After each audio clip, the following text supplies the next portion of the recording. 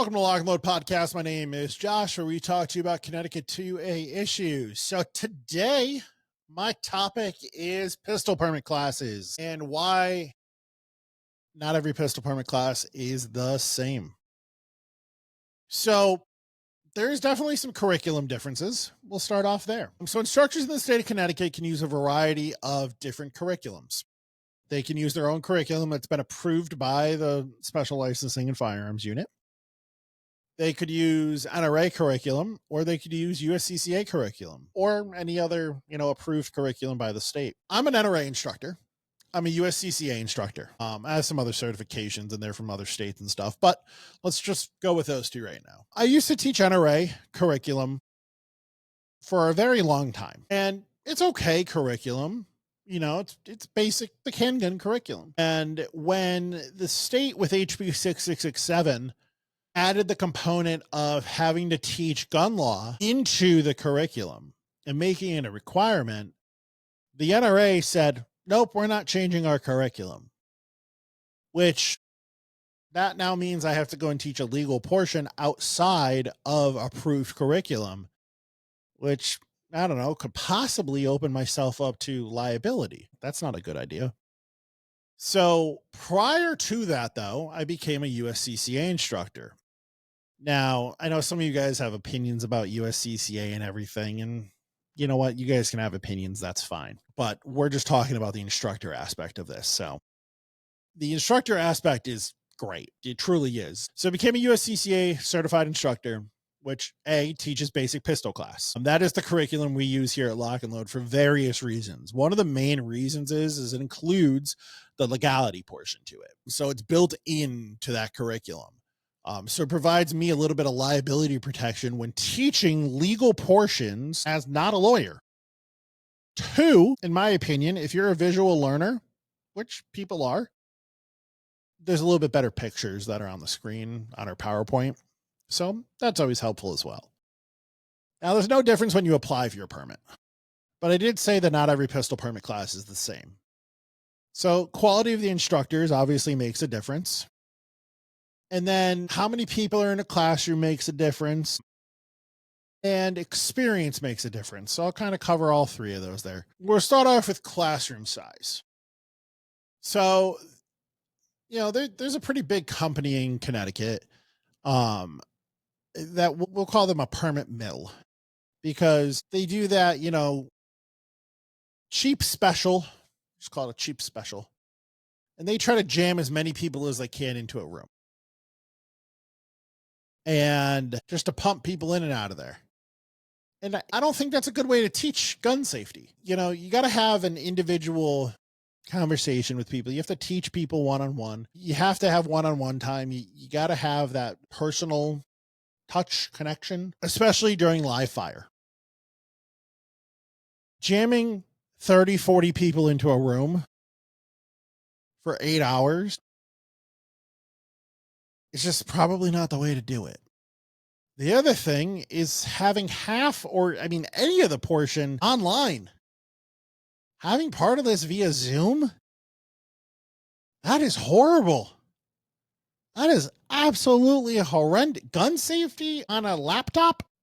Maybe you can call me old-fashioned here, but I really feel like gun safety should be an in-person thing, not done on a computer.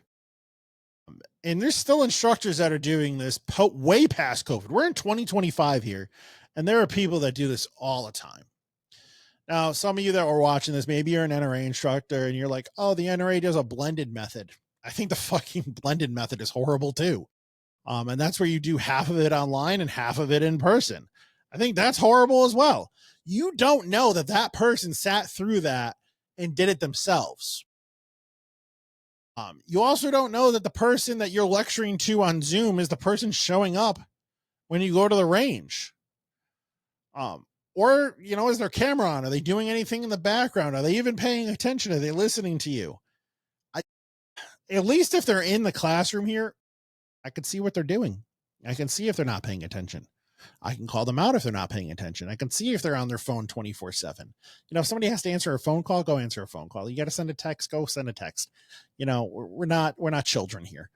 But Um, if you're falling asleep in class, wake up or get out. It's a gun safety class. And we make classes fun and entertaining. But you're still learning how to operate a firearm. So going to the instructor aspect, you should know how to teach. Now, not everyone should be an instructor.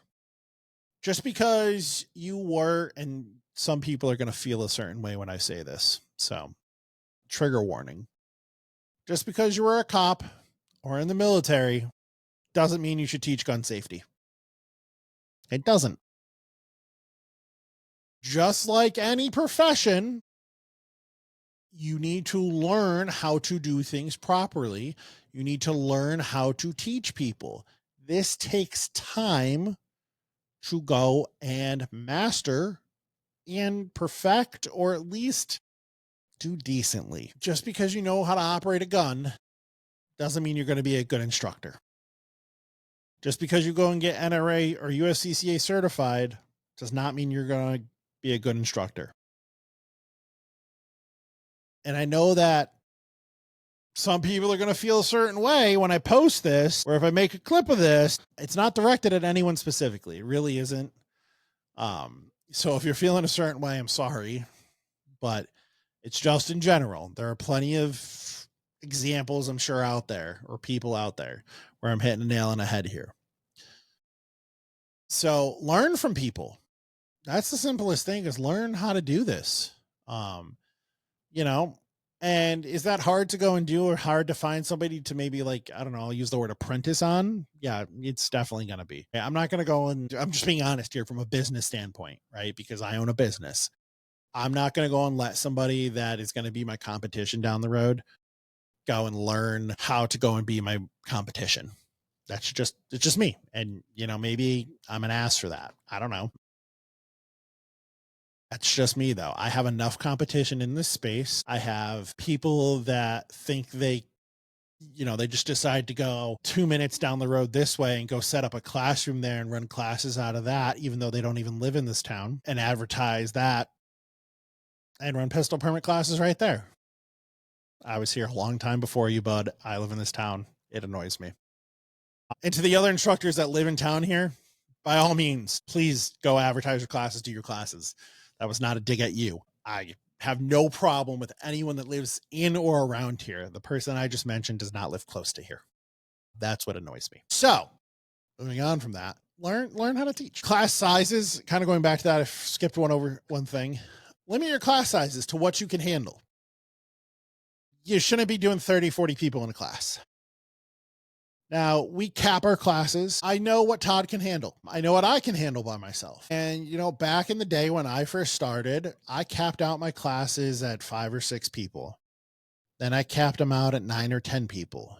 Then now I cap them out by myself, 15, 16 people. If I had a bigger class or needed to do a bigger class for XYZ reason, then we go and get more instructors. So during COVID, I had 30 people in a class. I had 3 instructors, including myself, sometimes 4 instructors, including myself, in a class. So that way you had individual attention for those students. We had a nice little ratio going on. It was depending on the day. The weekends, those Friday, Saturday, Sunday classes, we had 30 students in those classes each day, and we had 3 or 4 instructors depending on the class. We were running 2 lanes at the range, so it was, so we could speed up the range as well. And then on the weekdays, depending if I was doing a class by myself or if I had a helper, would depend on how many students I capped out at. Now, we cap out about 15, 16 if I need to push one more person into the class because I got 16 chairs. And that's about the max. We normally don't go over that, and we're normally under that. Just depends. Sometimes we cap out. It depends on the week. Depends on the weekend. Depends on our advertising.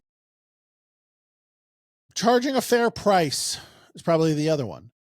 You shouldn't be so cheap where you undercut everyone's value. You should value your own time as an instructor. And, you guys, I know, as a consumer, you probably want the best deal, but the cheapest person is probably not the best instructor. And some of you might be thinking, well, basic class is a basic class. Yeah, I get that, but you pay for quality and you should pay for the experience of the instructors and the reviews of the instructors and the reputation of the instructors or the business, because the cheapest person is not probably doing the best job. And neither is the most expensive person, possibly. I don't know. I know our price ranges, and I know we fall right in the middle. I haven't increased my prices since COVID. We were $125. Our range went up $10. We went up $10 to $135, and we've been at that price since. So it hasn't changed. Would I like to charge more money? Of course I would. I would like to make more money on it. Am I going to? Not at the moment, but insurance keeps going up. Cost of ammo is okay. My instructor, we pay Todd decently. So cost of business, but we're going to try to keep that 135 for a while. I'll reevaluate in the beginning of the year. That's normally when I look at prices and stuff, but I don't think I'm changing anytime soon. But you never know, if the range goes up, then, might have to go up. Who knows? But there are people that charge 150, 160. There's people that charge way more than that too. Then that always kind of shocks me. For a one-on-one class, I charge more money for that as well too. I totally get that. Private classes are private classes. I understand that. But like a public general class is kind of what I'm talking about here. So not every class is the same. Not every instructor is the same. Not every business is in general the same from a permit standpoint. But that is your starting point to get your permit in Connecticut, is by taking an NRA, USCCA, or other state approved curriculum class. So if this is your first time, do some research, find a good instructor. If you're not near the central area of Connecticut and you want a recommendation, because I don't know, you follow us on YouTube or whatever, shoot me a message. And I have other instructors in other part of the states that I can recommend. If you want to take the drive up to us, Lock N Load Firearms, Sellington, Connecticut, lockandloadct.com. We're here. Matt and Michelle, who is not here today, she also does classes as well, about once a month. And then I have some other friends that do classes around the state as well. I got one in the top left corner of Connecticut all the way, and I got one down on 95 in the center of the state, center of 95, that I can recommend as well if you don't want to drive as far. And I have one that speaks Spanish, because I don't speak any Spanish. So, I got to know people. But if you guys have questions on permits, or you guys have questions on other states' permits, we do offer New York City, which is also New York State, Massachusetts, Utah, Florida, Rhode Island, and we're working on New Jersey now. We just had one of our guys get New Jersey, so we're fine-tuning that and getting that going for you guys as well. So if you have questions on those, drop them below or shoot us a message. Make sure you like and subscribe. If you guys have any questions, shoot us a message. Other than that, my name is Josh, and we will see you guys next time. Bye-bye.